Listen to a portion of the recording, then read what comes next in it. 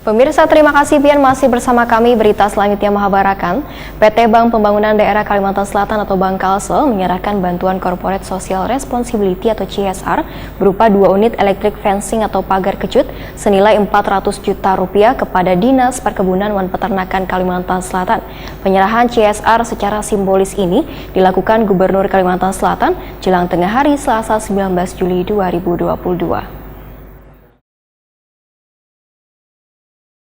PT Bank Pembangunan Daerah Kalimantan Selatan, Bank Kalsel menyerahkan bantuan Corporate Social Responsibility atau CSR berupa 2 unit electric fencing atau pagar kejut senilai Rp400 juta kepada Dinas Perkebunan dan Peternakan Disbunak Kalimantan Selatan.